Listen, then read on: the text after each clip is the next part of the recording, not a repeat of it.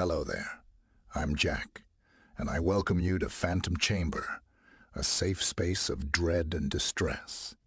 Feel free to stick around. They are among us. This sentence was once uttered by American Colonel James Bo Gratz during his meeting with President Ronald Reagan at the secret Fort Carson base in Colorado. Aliens are our reality. This fantastic claim, just as recently as yesterday, could only be found in science fiction literature. However, today it is a statement backed by the full names and reputations of an increasing number of distinguished American space experts, astronauts, and UFO phenomena researchers. Among them, Dr. Richard J. Bovlan stands out, a renowned American psychologist and author of two intriguing books, Positive Encounters with Mysterious Visitors and Extraterrestrial Contacts and Human Behavior. His statement that the governments of the United States and Russia will soon break the silence that has lasted for over 50 years and tell us the truth about the existence of aliens and UFOs on our planet was reported by the global press. In preparation for this shocking confrontation with the truth, Dr. Bovlan believes that on March 18, 1995, American officials had already conducted a test on the public. On that day, Disney Corporation aired a documentary about UFO sightings, without any prior announcement, deliberately chosen to be shown only in the states of Connecticut, Tennessee, Alabama, Florida, and California, because the TV station selected for the authentic documentary had visibility only in those states. The astonishing film, never before shown, was commented on by Michael Eisner, the executive producer of Disney Corporation, and many of his statements made that evening were more than shocking. This is no ordinary sighting of an unidentified flying object. These pictures, taken over a 6-month period in Gulf Breeze, Florida, are the most spectacular evidence of UFOs ever gathered. Humanity is at the center of the greatest event in its history. Contact with intelligent beings from other planets has been established. Intelligent beings are inviting us to join a galactic alliance. This invitation is simultaneously magnificent and terrifying. Extraterrestrial spacecraft are arriving on our planet in waves, and we can say that we are inundated with visitors from space. Unimaginable technology allows extraterrestrials to travel through space and enter our atmosphere at incredible speeds. More than one extraterrestrial spacecraft has crashed on Earth and was discovered by the U.S. military. Secret investigations were conducted, far from public view. In Roswell, New Mexico, a UFO had an accident. 3 dead aliens were found inside. The wreckage of the craft and the bodies of the visitors underwent scientific examination in a project called Majestic 12. The group was founded by President Truman, and its existence was denied to the public for decades. When President Jimmy Carter took office, he immediately instructed the establishment of a commission for extraterrestrial contacts. In November 1975, the U.S. Air Force Command established contact with extraterrestrials who visited them in several UFOs. There are indications that the U.S. government will soon break the silence that has lasted for more than half a century and definitively acknowledge that extraterrestrials are our reality. Through this test, the government wanted to see the public's reaction to a possible encounter with extraterrestrials. That evening, the phone service in the mentioned states collapsed, and the emergency service realized how relative their previous efficiency was. When did all of this begin? During the years following World War II, the U.S. government faced a series of events that would change the course of history and influence the future of all humanity. Believes Richard J. Boylan in the text I am conveying. These events were so incredible that then President Truman and his military leadership felt completely helpless, even though they had just emerged as victors from World War II. At that time, the U.S. was the sole possessor of the atomic bomb, had advanced technology, the strongest economy, the highest standard of living, and the most powerful military. We can only imagine how the top leadership of the U.S. government and military felt when they learned about the flying saucer that had crashed in New Mexico. Between January 1947 and December 1952, 16 UFOs were found. Some of them crashed, and some grounded by opening fire by the U.S. Air Force. 65 bodies were found, and one surviving extraterrestrial was taken to a military base. 13 craft crashed in the U.S., 1 in Norway, and 2 in Mexico. In New Mexico, near Aztec, on February 13, 1948, a UFO was found. A month later, on March 25, another craft crashed near White Sands, proving ground. It was oval, shaped with a diameter of 30 meters. What was even more shocking than finding 17 dead extraterrestrial beings was the fact that human body parts were found in both craft, and a very large number of them. Human heads, all human body parts, were stored in some kind of nourishing liquid. This discovery was one of the most important and shocking in our history, from prehistoric times to the present. Due to this discovery, a special commission composed of the most eminent American scientists was secretly formed. The project was named SIGN. The Roswell case is already well known to the public.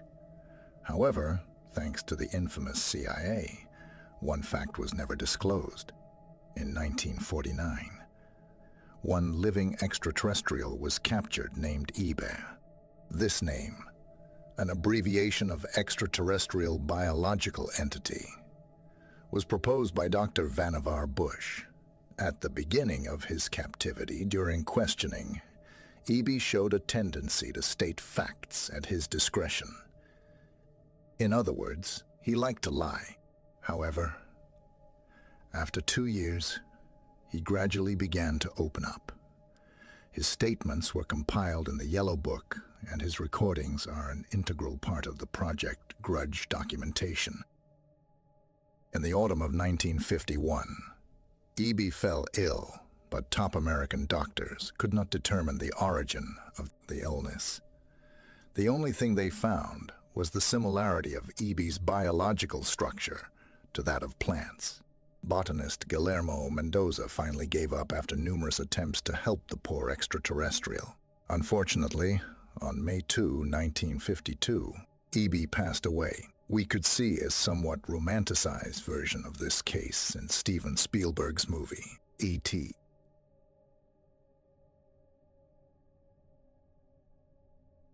In a futile attempt to save eBay, the U.S. government decided to broadcast a call for help into space. There was no response, but the project called Sigma was continued with full enthusiasm. Around the same time, President Truman arranged cooperation with the Soviet government in case of potential extraterrestrial threats. Defense plans were made and elaborated upon in case of an attack on our planet. An independent commission of experts called the Bilderberg Group was established to coordinate us. Soviet cooperation. The group first met in 1952 at the Bilderberg Hotel, with its main headquarters located in Geneva, Switzerland. Over time, this group evolved into a secret world government that now controls the most important global events and manipulates presidents and officials of all nations. The most influential figure was American President George Bush, a longtime member of the highest echelons of the world's Masonic Lodge.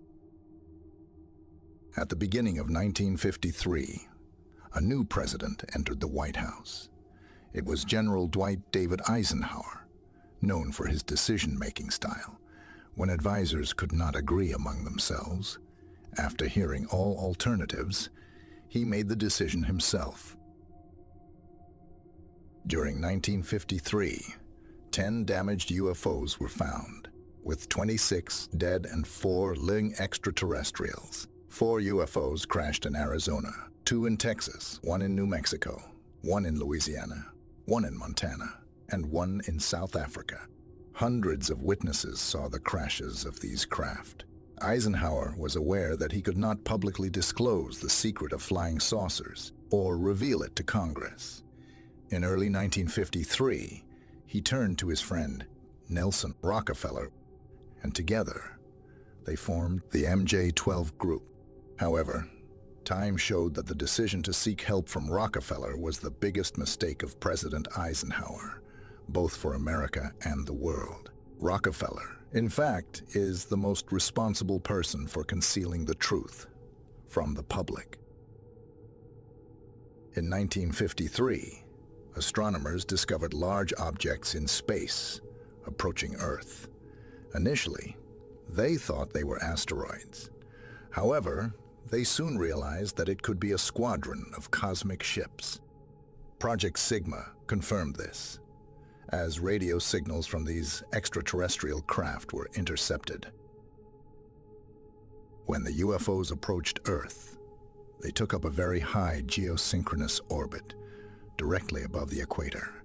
There were several enormous crafts whose intentions were unknown. Using Project Sigma and the newly established Project Plato, they were able to decipher the extraterrestrial radio signals using a computer-based binary language and determine the location of their landing. Under highly controlled circumstances, far from the eyes of the global public, contact was made face-to-face with beings from other worlds, according to Richard J. Boylan. The landing site was in the desert, and the famous movie, Close Encounters of the Third Kind, was a romanticized version of the actual event. The goal of Project Plato was one, to establish diplomatic relations with the extraterrestrials, and that goal was achieved. To prove their goodwill, the visitors left some of their members on Earth, and a few Earthlings traveled aboard their spacecraft.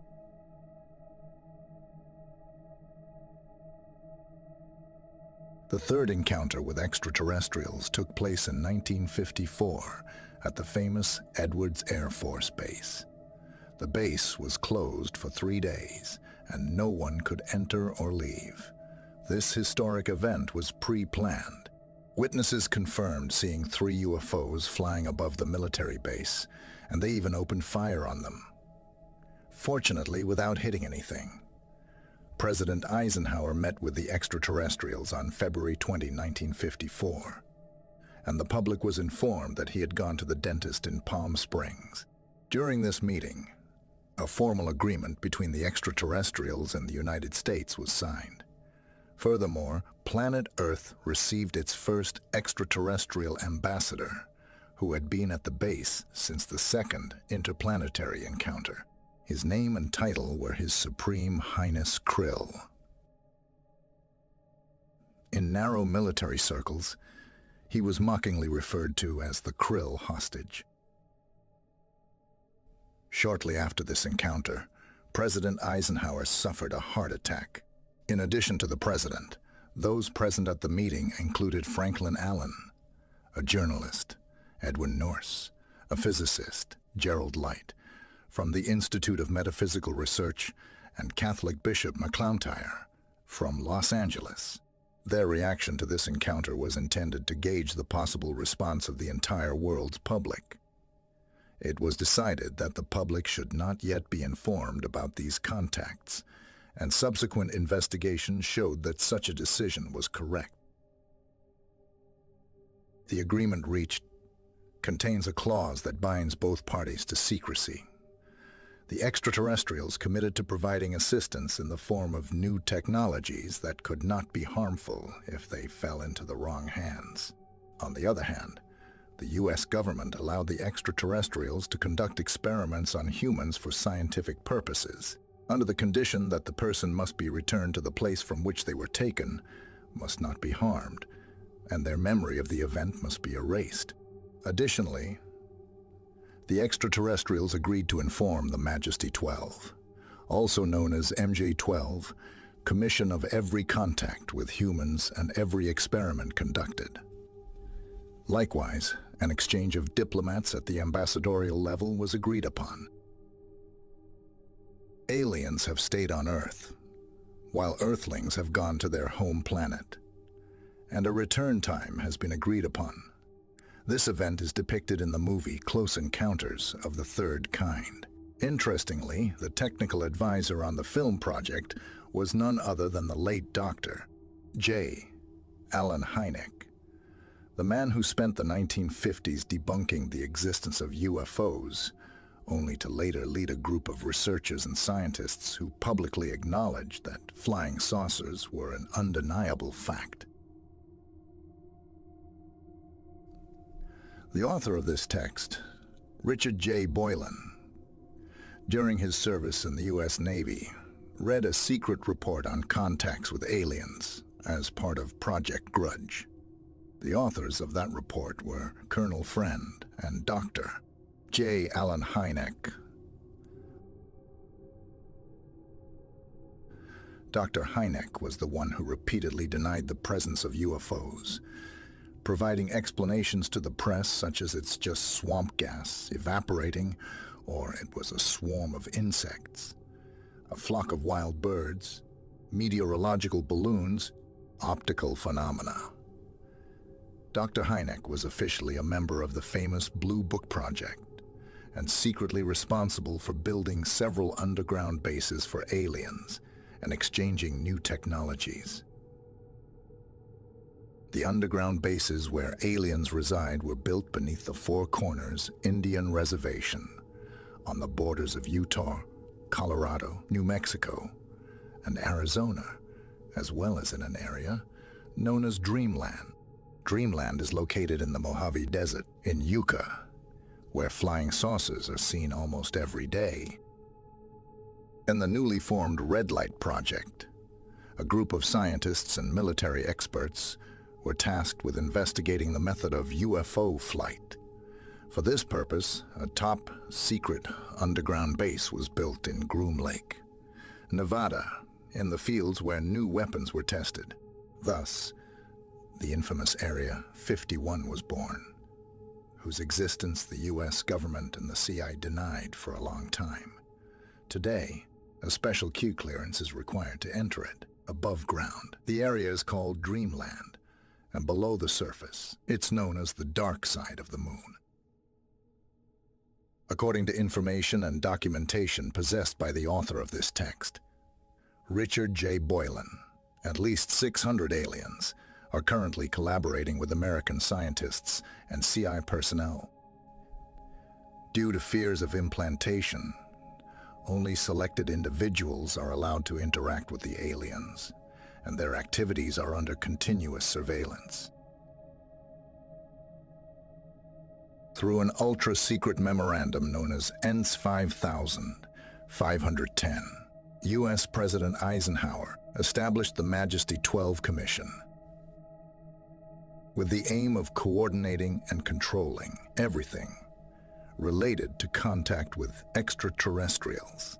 At that time, an additional memorandum was also created to explain the intention of secret meetings to the U.S. Congress if they were to find out about them.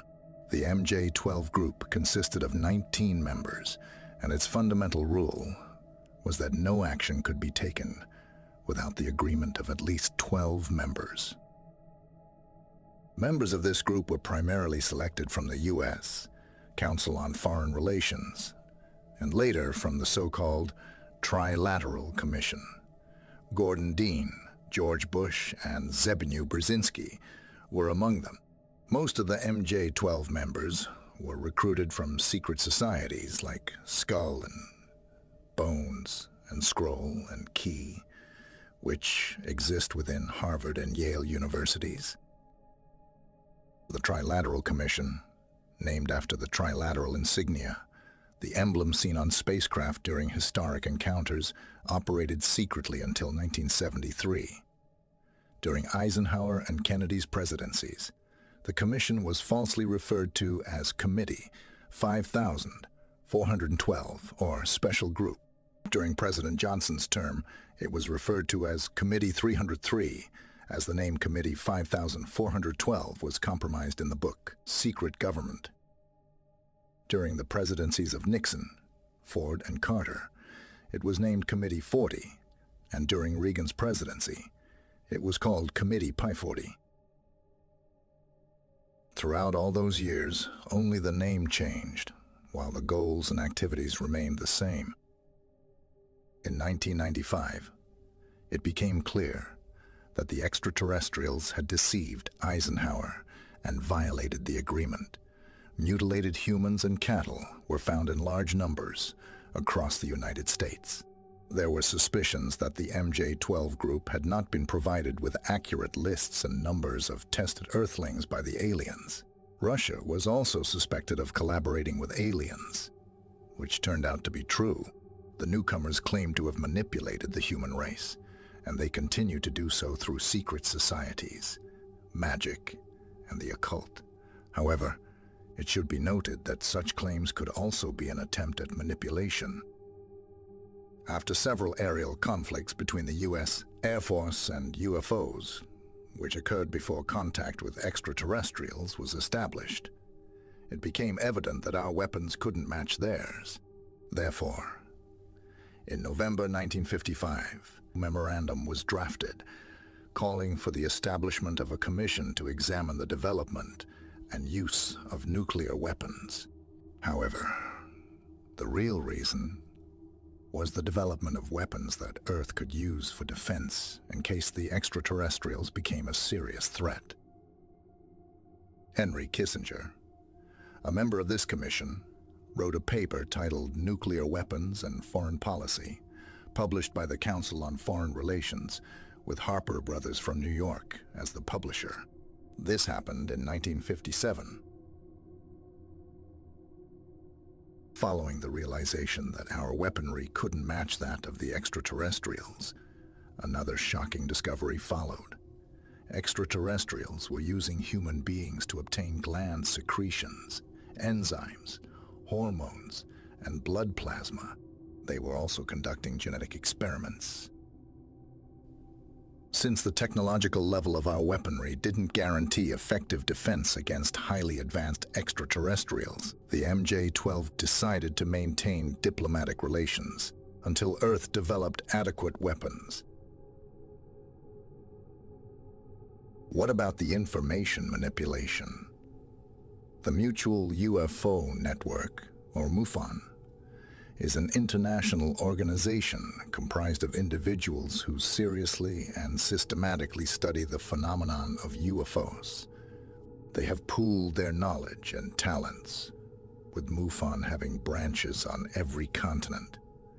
The organization is based in the United States, and anyone who believes they have witnessed UFOs can report it to their address. MUFON encompasses 45 scientific disciplines, including medicine, psychology, psychiatry, theology, psychonomy, communication, political science, photoanalysis, and many others. The board of directors is composed of physicists, mathematicians, and doctors from various fields of science. However, it is believed that all major UFO organizations are controlled by the secret government. One such organization, NICAP, was internally dismantled through CIA infiltration. A good example is MUFON. Hundreds of members worldwide conduct investigations and send physical evidence to the central headquarters, where the evidence immediately disappears. A recent example: in the yard of a school in Gulf Breeze, Florida, a liquid collected from a UFO that flew over the area. Samples were sent to MUFON, where they promptly vanished. Director Walter Andrus stated that the samples were accidentally lost, which is a blatant lie. However, this is not the first time that MUFON has destroyed physical evidence. It is considered a black hole in the world of UFOs, where information control is extensive, and nothing goes unnoticed. Members are told what to believe and what not to believe, and most are unaware of the extent of control. Directors enjoy financial support from the government in the form of high incomes, pensions, and the like, and they do not want to bite the hand that feeds them. Money is the primary means of control. The most important UFO publications are also controlled, as is the case with UFO magazine. Vicky Cooper, the publisher of UFO magazine, admitted to friends and family some years ago that the CIA financially supported her. Back in 1988, when Vicky interviewed Lee Graham at his home in Huntington Beach, he remembers saying on departure, "You know, my magazine could be financed by the CIA." Vicky Cooper's son attends the West Point Military Academy. On one occasion, when she disagreed with the government's view on a UFO case, her son's grades immediately suffered. According to Don Eckert's statement, Vicky Cooper worked for the infamous Madam Mayflower. The FBI wanted to arrest Madam Mayflower, and they found Vicky as the culprit for falsifying tax records. She was arrested, but appeared in court as a star witness. Instead of returning to prison, she was told to start UFO magazine. She received money and began publishing information dictated to her. UFO magazine is read worldwide, and readers have no idea about the behind the scene games. So what all of this tells us? The US government is still not ready to reveal to the public its most closely guarded secret, the existence of extraterrestrials on Earth. Until they decide to do so, there will continue to be agents responsible for disinformation, cover-ups, threats, blackmail, and so on. People are unaware of how manipulated they are and how they are governed through various secret societies, religions, magic, occultism, and more. Eisenhower was the last president who was fully informed about closely held secrets. Presidents who came after him received information from a group called MJ-12, and those were incomplete pieces of information. All presidents have bought into the stories of aliens finding refuge on our planet and, in return, providing us with new technologies. In the meantime, innocent people suffer as victims of aliens and our scientists. Horrific experiments are conducted on them. The public continues to be deceived. From March 27 to 29, 1996, a roundtable discussion titled "When Cosmic Cultures Meet" was held at the Sheraton Hotel in Washington.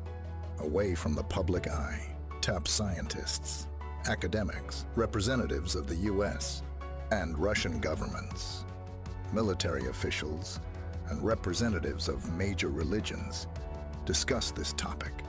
Despite unusually tight security, parts of some presentations were secretly recorded and serve as indisputable evidence that they are among us. The time for their public appearance is now.